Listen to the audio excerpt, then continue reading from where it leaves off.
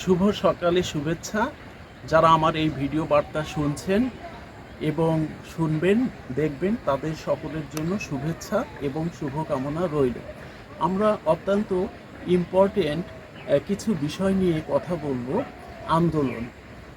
আমরা সাম্প্রতিক সময়ে বিভিন্ন যৌক্তিক বিষয় নিয়ে আন্দোলন করছি।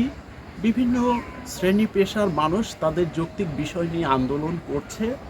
আবার হয়তো এর মধ্যে অল্প কিছু আন্দোলন অযৌক্তিকও থাকতে পারে। তবে আমরা যৌক্তিক আন্দোলনকে সবসময় সাধুবাদ জানাই এবং যৌক্তিক আন্দোলনের পক্ষে দেশের প্রতিটি মানুষই একমত পোষণ করে থাকে। কিন্তু আমরা লক্ষ্য করছি আমাদের দেশের যত রকম আন্দোলন হয়ে থাকে, যত রকম সংগ্রাম হয়ে থাকে, যার জন্য হয়তো আমরা রাস্তায় নামি বা নামতে হয়, এর পিছনে অবশ্যই লিডারশিপ কাজ করে এবং নেতৃত্ব স্থানীয় একটা বিষয় কাজ করে। কিন্তু আন্দোলনের মুষ্টিমেয় অংশই হচ্ছে সাধারণ মানুষ, যুব কিশোর ছাত্রছাত্রী। হয়তো কাজের কাজটা এই শ্রেণীর সম্প্রদায়কেই করতে হচ্ছে। লিডারশিপে যারা আছেন তারা নেতৃত্ব দিচ্ছেন। আমরা আন্দোলন করতে গিয়ে বুঝে বা না বুঝে অনেক সময় ভাঙচুর করি।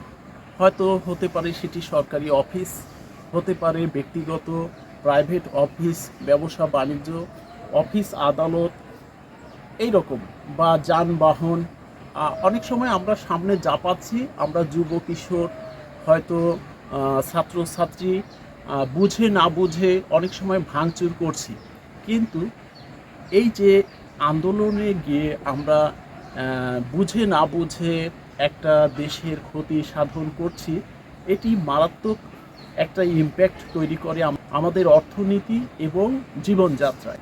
কোনো এক উপজেলায় আন্দোলনরত অবস্থায় কিছু শ্রেণীর যুব সমাজ দেখা গেল একটি হাসপাতালে গিয়ে, সরকারি হাসপাতালে গিয়ে সেখানকার অ্যাম্বুলেন্সটি একেবারে ধ্বংস করে ফেলল।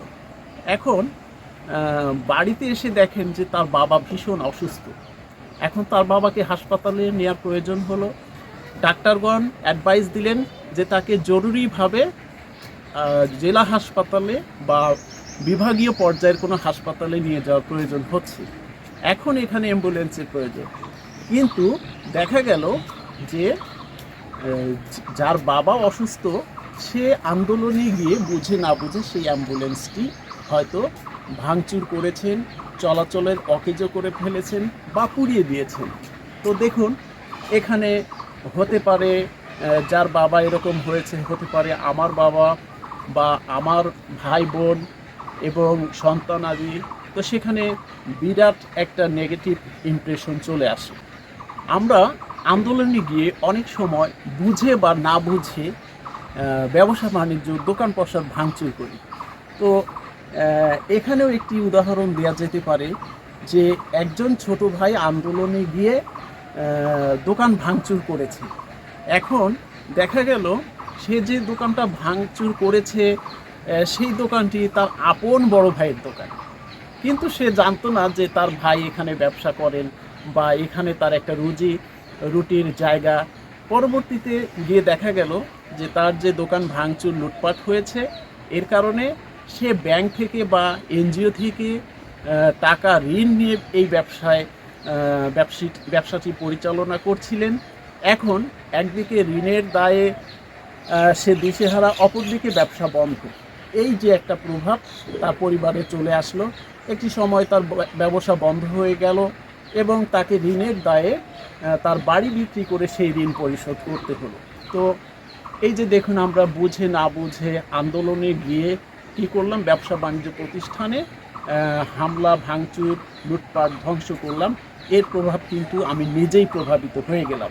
আমরা অনেক সময় আন্দোলনে গিয়ে বুঝে না বুঝে কি করি, বাসে আগুন দিচ্ছি বা বাস ভাঙচুর করছি বা যানবাহন ভাঙচুর করছি, যানবাহনে অগ্নিসংযোগ করা হচ্ছে।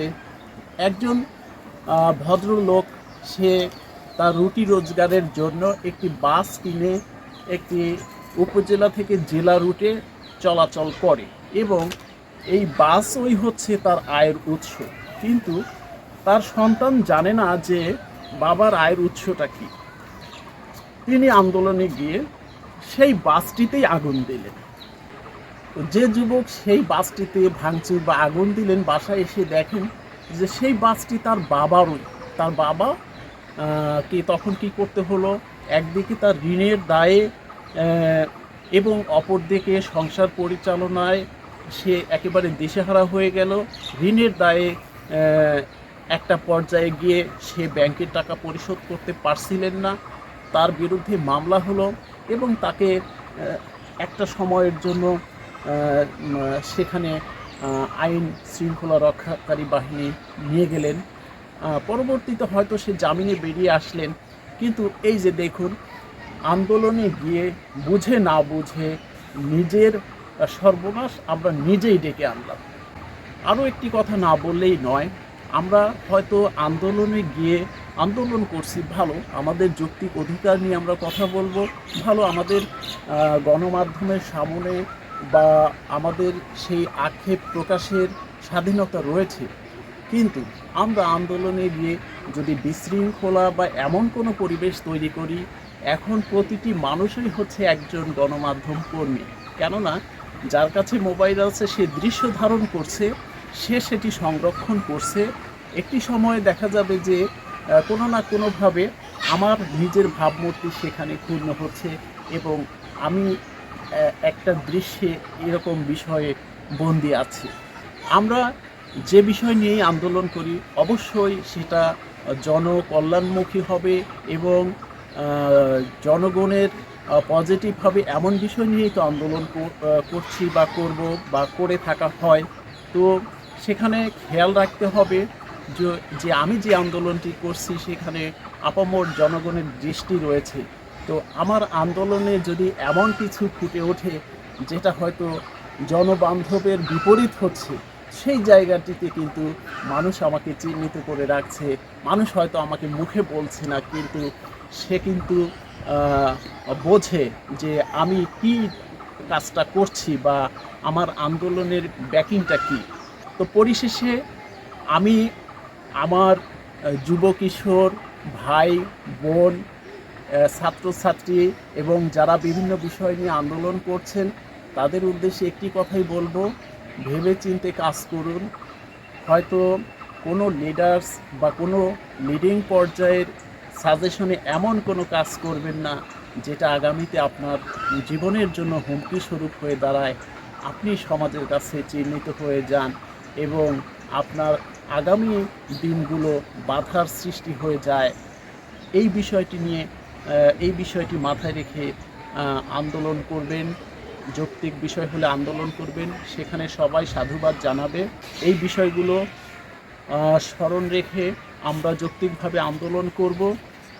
এই ভিডিও বার্তায় আমি আমার দেশের যুব কিশোর ভাই বোন ছাত্রছাত্রীদের উদ্দেশ্যে বলে শেষ করছি। সবার মঙ্গল কামনায় সবার জন্য ধন্যবাদ।